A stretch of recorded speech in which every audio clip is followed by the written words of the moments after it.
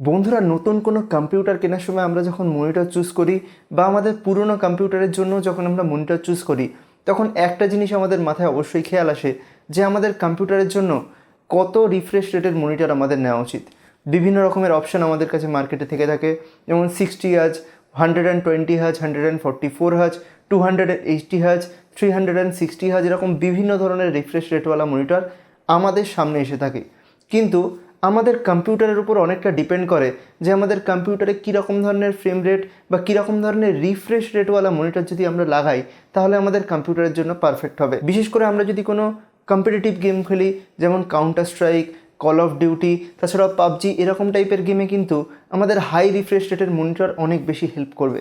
তাহলে আমাদের কম্পিউটারের জন্য কত রিফ্রেশ রেটের মনিটর পারফেক্ট হবে, তাছাড়া মনিটরের এই যে রিফ্রেশ রেট, এই যে 144 হার্জ, 240 হার্জ, এই ব্যাপারটা আসলে কী এবং আমাদের কম্পিউটার দেখে আমরা কীভাবে এটা ডিসাইড করতে পারবো, তার ব্যাপারেই সমস্ত তথ্য আজকের এই ভিডিওতে একদম গুছিয়ে বলা থাকবে, সহজ সরল বাংলা ভাষায়। সেই জন্য বন্ধুরা, আজকের এই গুরুত্বপূর্ণ ভিডিওটা আপনারা পুরোটা দেখবেন। আশা করছি আপনাদের ভালো লাগবে এবং আপনাদের কনফিউশন দূর হয়ে যাবে। আসসালামু আলাইকুম বন্ধুরা, আমি রাইহান মুস্তাফিজ। তাহলে চলুন আর দেরি না করে ভিডিওটা শুরু করা যাক। বন্ধুরা, রিফ্রেশ রেট কি জানার আগে আমাদের একটা ছোট্ট জিনিস জানতে হবে, যেটা হচ্ছে ফ্রেম রেট, যেটাকে আমরা অনেকেই বলি ফ্রেম পার সেকেন্ড বা এফপিএস। ধরুন আপনি একটা ভিডিও দেখছেন, যে ভিডিওটা এখন দেখতে পাচ্ছেন, এটা হচ্ছে 25 এফপিএসে শ্যুট করা, মানে এখানে 1 সেকেন্ডে 25টা ফ্রেম বা 25টা ছবি কিন্তু রাখা রয়েছে। ধরুন আমি হাতটা এখান থেকে এখানে নাড়াচ্ছি, এখানে অনেকগুলো ছবি পাশাপাশি ক্রিয়েট হলো, এই একটা, এই একটা, এই একটা, এই একটা, এই একটা, এরকমভাবে 1 সেকেন্ডে 25টা ছবি দিয়ে কিন্তু একটা ভিডিও তৈরি হচ্ছে। এই যে ভিডিওটা আপনারা দেখতে পাচ্ছেন, ধরুন আপনি একটা গেম খেলছেন, সেখানে আপনার সামনে একটা এনিমি রয়েছে, সেই এনিমিটাকে আপনি দেখছেন 60 এফপিএসে। তার মানে এনিমিটা একটা এই পজিশানে, একবার এই পজিশানে, একবার এই পজিশানে, একবার এই পজিশানে, এরকমভাবে আপনি দেখতে পাচ্ছেন। কিন্তু আপনি যদি সেটাকে দেখেন হচ্ছে 120 এফপিএসে, তাহলে কি দেখবেন, অনেক বেশি ফ্রেম বা অনেক বেশি পিকচার আপনি দেখতে পাবেন। ধরুন এনিমিটা রয়েছে এখানে, এখানে, এখানে, এখানে, এখানে, এখানে, এখানে, এখানে, এরকম পরপর পরপর পরপর পরপর অনেক বেশি ছবি আপনি দেখতে পাবেন। যত বেশি ছবি আপনি দেখতে পাবেন, তখন কি হবে, তত বেশি স্মুথ আপনার গেম প্লেটা ফিল হবে। আপনি দেখবেন একটা 60 এফপিএসের ভিডিও অনেক স্মুথ লাগে একটা 25 এফপিএসের ভিডিওর থেকে। কিন্তু যদি আপনি কথা বলেন 120 এফপিএসের ভিডিও, সেটা কিন্তু আরও অনেক বেশি স্মুথ লাগবে নর্মাল 60 এফপিএসের ভিডিওর থেকে। বন্ধুরা, আমরা তো বুঝে গেলাম যে আমাদের কম্পিউটারের ফ্রেম রেট কী, কিন্তু এবার আমরা জানবো আমাদের কম্পিউটারের রিফ্রেশ রেটটা কী। কম্পিউটারের ফ্রেম রেট মেনলি নির্ধারণ করে আমাদের কম্পিউটারের গ্রাফিক্স কার্ড এবং প্রসেসর। সেটা যত পাওয়ারফুল হবে, তত বেশি ফ্রেম তারা জেনারেট করে আমাদের দিতে পারবে।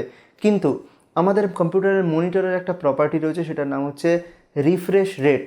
তার মানে আমাদের কম্পিউটারের মনিটর 1 সেকেন্ডে কতবার রিফ্রেশ করতে পারে। ধরুন একটা মনিটর রয়েছে, নর্মাল যে মনিটরগুলো থাকে সেগুলো হচ্ছে 60 হার্জের হয়। হার্জ দিয়ে মাপা হয় যে আমাদের কম্পিউটারের মনিটরের ফ্রিকোয়েন্সি কত, মানে কত ফ্রিকুয়েন্টলি এটা আর কি রিফ্রেশ করতে পারে। ধরুন মনিটরটা রয়েছে 60 হার্জের, তাহলে সেখানে 1 সেকেন্ডে 60 বার রিফ্রেশ করতে পারে বা 60টা ফ্রেম শো করতে পারে। ধরুন আপনি একটা গেম প্লে করছেন, যেখানে আপনার কাছে প্রসেসর রয়েছে Ryzen 9 5950X এবং আপনার কাছে গ্রাফিক্স কার্ড রয়েছে খুব হাই এন্ড লেভেলের, ধরুন 3090-র মতো গ্রাফিক্স কার্ড, যেটা আরামসে অনেক বেশি এফপিএস, 360 এফপিএস, 480 এফপিএস, এরকম অনেক বেশি এফপিএস আপনাকে দিতে পারে। কিন্তু আপনার কাছে যে মনিটরটা রয়েছে সেটা মাত্র 60 হার্জের, সেটা 1 সেকেন্ডে 60 বার রিফ্রেশ করতে পারে। তাহলে কিন্তু টেকনিক্যালি আপনার মনিটরটা অত হাই এন্ড একটা যে গ্রাফিক্স কার্ড, যে প্রসেসর আপনি কিনেছেন, সেটাকে কিন্তু প্রপারলি আপনাকে এনজয় দিতে পারছে না। মানে আপনি প্রপারলি কিন্তু ওই গ্রাফিক্স কার্ড এবং প্রসেসরের এনজয় করতে পারছেন। আপনি সেই নর্মাল 60 এফপিএসই দেখতে পাচ্ছেন, কারণ আপনার কাছে রয়েছে একটা 60 হার্জের মনিটর। এখানে কিন্তু আপনার মনিটর একটা বটল নেকিং ফ্যাক্টর খুব বড়, কারণ আপনি যে এফপিএসটা জেনারেট করছেন সেটা কিন্তু শোই করতে পারছেন না। সেই জন্য মনিটর কেনার আগে এই ভিডিওটা আমি বলছি মাস্ট মাস্ট মাস্ট একবার পুরোটা দেখে নিন। এবার ধরে নিন আপনার কাছে রয়েছে সেই হাই এন্ড সিস্টেম, যেটাতে একদম টপ অফ দ্য লাইন সব কিছু লাগানো রয়েছে, এবং আপনার কাছে রয়েছে একটা হাই এন্ড মনিটর, যেটা 360 হার্টজার রিফ্রেশ রেট বা 244 হার্টজার রিফ্রেশ রেট। তাহলে কী হবে, আপনি যে ফ্রেম রেটটা জেনারেট করছেন আপনার কম্পিউটার দ্বারা, সেই ফ্রেম রেটটা কিন্তু আপনি সামনে দেখতেও পাবেন এবং অনেক স্মুথ আপনার গেম প্লে হবে। ধরুন একটা এনিমিকে অনেক ভালোভাবে আপনি স্পট করতে পারবেন, অনেক ইজিলি স্পট করতে পারবেন এবং সেখান থেকে ইজি একটা কিল কিন্তু পেয়ে যাবেন। এটা থেকে কতটা চেঞ্জেস আসে বা এটা থেকে সত্যিই চেঞ্জেস আসে, আমি বলবো 100% আসে, 200% আসে। যদি আপনি নিজে নর্মাল একটা স্মার্টফোন নেন, যেটাতে 90 হার্জ ডিসপ্লে রয়েছে সেটাতে যদি একবার স্ক্রোল করেন এবং একটা 60 হার্জের মোবাইল নর্মাল স্ক্রোল করেন, দুটোর মধ্যে কিন্তু অনেকটা ডিফারেন্স আপনি বুঝতে পারবেন। সবচেয়ে বেশি ডিফারেন্স আপনি বুঝতে পারবেন যদি আপনি একটা নর্মাল 60 হার্জের মনিটর থেকে 144 হার্জ এর মনিটরে শিফট করেন। কিন্তু যদি আপনি 144 থেকে 360 হার্জের মনিটরেও শিফট করেন তাহলে কিন্তু আপনি অতটা একটা হিউজ বাম্প আপ দেখতে পাবেন না যতটা আপনি 60 থেকে 144 হার্জের মনিটরে দেখতে পাবেন। সেজন্য যদি কম্পিটিটিভ গেম আপনার প্রায়োরিটি থাকে তাহলে আমি আপনাকে বলবো আপনি অবশ্যই কিন্তু 144 হার্জের মনিটর অবশ্যই চুজ করুন। কোন ধরনের মনিটর আপনার কম্পিউটারের জন্য তার ব্যাপারে পরে কথা বলবো। তার আগে যদি কথা বলি কোন কোন ফ্যাক্টর আমাদের কম্পিউটারের যে এফপিএস বা আমাদের কম্পিউটারের যে মনিটরের হাজ সেগুলো ডিপেন্ড করে কোন কোন জিনিসের ওপর, 3টে জিনিসের ওপর অ্যাকচুয়ালি কিন্তু ডিপেন্ড করে। একটা হচ্ছে আপনার কম্পিউটারের মনিটরটাকে কিন্তু প্রপার পাওয়ারফুল হতে হবে, মনিটরের রিফ্রেশ রেট অনেক হাই হতে হবে, 144 হার্জ বা 240 হার্জ এরকম হাই রিফ্রেশ রেটওয়ালা মনিটর হতে হবে, না তো আপনার কম্পিউটার যতই পাওয়ারফুল হোক সেটা প্রপারলি কিন্তু দেখাতে পারবেন আপনাকে। 2 নম্বর যে জিনিসটা রয়েছে সেটা হচ্ছে আপনার কম্পিউটারের প্রসেসর এবং 3 নম্বর রয়েছে গ্রাফিক্স কার্ড। এই 3টে জিনিস মিলিয়ে কিন্তু আপনার কম্পিউটারের যে স্মুথ গেম প্লে, যে স্মুথ এক্সপিরিয়েন্স সেটা কিন্তু আপনাকে দিতে পারবে গ্রাফিক্স কার্ড, প্রসেসর এবং মনিটর। 3টেই কিন্তু ইকুয়ালি ইম্পর্ট্যান্ট আপনার কম্পিউটারের জন্য। এবার আমি আপনাদের কিছু কথা বলবো যে কথাগুলো অনেক বেশি জরুরি একটা ভালো মনিটর চুজ করার ক্ষেত্রে। যার মধ্যে প্রথম হচ্ছে, ধরুন আপনি আপনার কম্পিউটারে একটা খুব পুরনো একটা গেম খেলছেন যেখানে আপনি পাচ্ছেন 144 হার্জ, আপনার কাছে মনিটর রয়েছে 144 হার্জের, কিন্তু আপনি একটা মডার্ন ট্রিপল টাইটেল গেম খেলছেন যেখানে আপনি পাচ্ছেন 90 হার্জ, সেখানে আপনার মনিটর তো 144 হার্জে। আপনারা বলবেন এটা থেকে কোনো ধরনের সমস্যা আসতে পারে, অবশ্যই আসতে পারে। আপনার গেমিং এক্সপিরিয়েন্স কিন্তু অনেকটা খারাপ হয়ে যেতে পারে। তার জন্য আপনি লক্ষ্য করবেন আপনি যে মনিটরটা কিনছেন সেখানে যেন অবশ্যই থাকে কোনো রকমের অ্যাডাপটিভ সিঙ্ক, যেমন রয়েছে জি সিঙ্ক বা ফ্রি সিঙ্ক, যার উপরে একটা সেপারেট ভিডিও বানানো রয়েছে যেটা আপনারা চাইলে দেখতে পারেন, যেটার লিঙ্ক আমি নিচে ডিসক্রিপশন এবং উপরে আই কার্ড দিয়ে দেবো। এই ভিডিওটা দেখার পর অবশ্যই ভিডিওটা চেক আউট করবেন, অনেক ইনফরমেটিভ একটা ভিডিও যেটাও কিন্তু আপনাদের মনিটর কেনার সময় অবশ্যই খেয়াল রাখতে হবে। এবং 2 নম্বর কথা হচ্ছে, যখন আপনি আপনার গেম প্লে করবেন সেখানে আপনাকে আরেকটা জিনিস কিন্তু চুজ করতে হবে। আপনি একটা হাই এন্ড মনিটর কিনছেন, সেখানে কীরকম ধরনের হাই এন্ড কিনবেন, শুধু কি রিফ্রেশ রেট বেশি কিনবেন নাকি আপনার কম্পিউটারের যে রেজলিউশন, মনিটরের যে রেজলিউশন সেটাকেও বাড়াবেন। ধরুন আপনি একটা গেম খেলছেন 1080p বা ফুল এইচডিতে, এবার সেই একই গেম আপনি খেলছেন 2K-তে, আবার একই গেম আপনি খেলছেন 4K-তে, সেখানে কিন্তু যত আপনি রেজলিউশন বাড়াবেন সেই অনুযায়ী কিন্তু আপনার যে এফপিএস সেটা কিন্তু কম হতে থাকবে।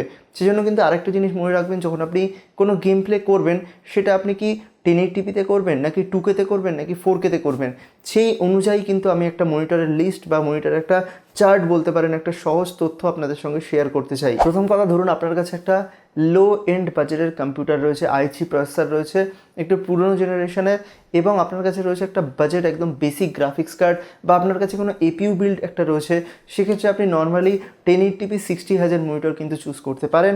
উল্টো দিকে যদি আপনার কাছে থাকে একটা হাই এন্ড লেভেলের, এর থেকে ভালো লেভেলের একটা কম্পিউটার, সেখানে আপনার কাছে রয়েছে i5, সেটা হতে পারে 9 জেনারেশন, 10 জেনারেশন বা 11 জেনারেশনের। তাছাড়াও আপনার কাছে রয়েছে Ryzen 5 5000 সিরিজের বা 3000 সিরিজের কোনো প্রসেসর, যেমন Ryzen 5 3600 বা 5600X এরকম টাইপের কোনো প্রসেসর রয়েছে।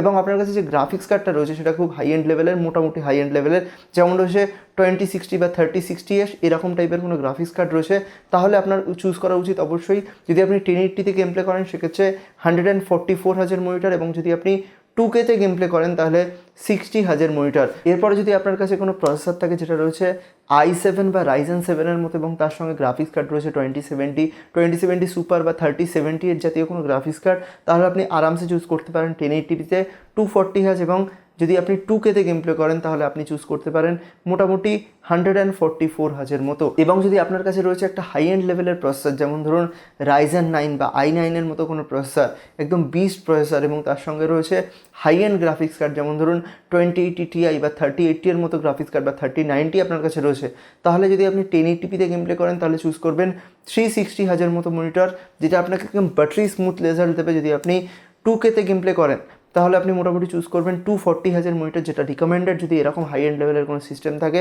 2K মনিটর নেবেন যেখানে আপনি 240 হার্জের মতো রিফ্রেশ রেট পাবেন। এবং যদি আপনি 4K-তেও গেম প্লে করেন তাহলে আপনি কিন্তু চুজ করবেন 4K এবং 120 হার্জ বা 144 হার্জের মনিটর, যেটা আপনাকে কিন্তু একদম প্রপার একটা এক্সপিরিয়েন্স দেবে গেম প্লেতে। আশা করছি আপনাদের বোঝাতে পারলাম কীরকম ধরনের সিস্টেম থাকলে, কীরকম প্রসেসর এবং গ্রাফিক্স কার্ড থাকলে কীরকম ধরনের মনিটর আপনাদের চুজ করা উচিত। আপনাদের কি প্রসেসর এবং গ্রাফিক্স কার্ড রয়েছে বা আপনারা কোন মনিটরটা ইউজ করেন নিচে কিন্তু অবশ্যই কমেন্ট করে জানাবেন। তাছাড়াও আপনাদের কোনো ধরনের কোয়ারিজ থাকলে নিচে অবশ্যই কমেন্ট করে জানান, এবং আজকের এই ভিডিওটা ভালো লাগলে লাইক করে দিন, বন্ধুদের সাথে শেয়ার করে দিন, কমেন্ট করে জানান ভিডিওটা কেমন লেগেছে, এবং এরকম ধরনের টেক ভিডিও দেখার জন্য দারবাসকে সাবস্ক্রাইব করে পাশে বেল আইকনটা জোরে প্রেস করে দেবেন। দেখা হবে এরকম একটা ইন্টারেস্টিং টেক ভিডিও নিয়ে। ততক্ষণের জন্য গুড বাই, আলবিদা।